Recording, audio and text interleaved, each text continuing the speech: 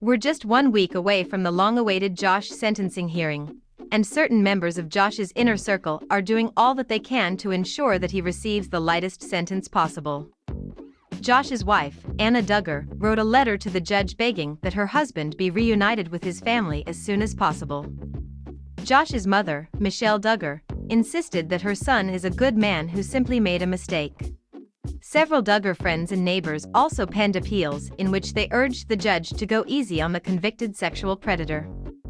Needless to say, it's surprising that Josh has so many supporters in his corner, especially since some of them seem to genuinely believe that he's innocent. The letters written on his behalf tell us much about Josh's relationships with his loved ones. But what might be even more telling is the long list of people who chose not to write letters to the judge. As UK tabloid The Sun reports, Michelle and Anna are the only members of Josh's immediate family who wrote letters on his behalf. That means, of course, that Josh's father, Jim Bob, did not aid in the effort to secure a lighter sentence for his son. And it means that not one of Josh's 18 siblings could be bothered to write to the judge. In a way, that's not terribly surprising. After all, when Josh accosted 5 young girls, 4 of them were his sisters. It makes sense that his earliest victims, that we know of, would not want him back on the street. But several of Josh's brothers and sisters showed up to court to support him during the trial, and it was widely assumed that they would remain loyal to his cause during the sentencing stage. The situation is enough to make one think that they showed up merely to maintain appearances, and are actually aware of the truth about their parents' eldest child. As for the letters that were written, they're as delusional and out of touch as one might expect. Joshua has worked hard to provide for me and our, now, 7 children. But the happiest part of the day by far is when Daddy comes home from work, and his cheerful voice fills the house. Anna wrote, "Hey, guys. How's it going? What did you learn about in school today?" are usually the conversation starters in between greeting each of our children.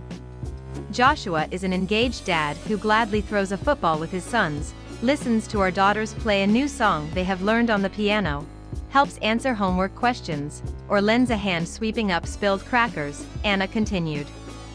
He is a kind, loving, supportive, and caring father and husband, his primary focus in life. My children and I rely on Joshua for financial, emotional, and physical support. Many others depend on Joshua, too. I ask that you consider reuniting us as a family again soon. I understand the seriousness of this matter, however, I respectfully ask that you take this letter into consideration when determining a fair sentence, she concluded, making no mention of Josh's crimes. Joshua is a loving and patient man, striving to be a blessing and provide for his family. He has also spent quality time with his wife and children learning life skills together and going on family outings, wrote Michelle Duggar.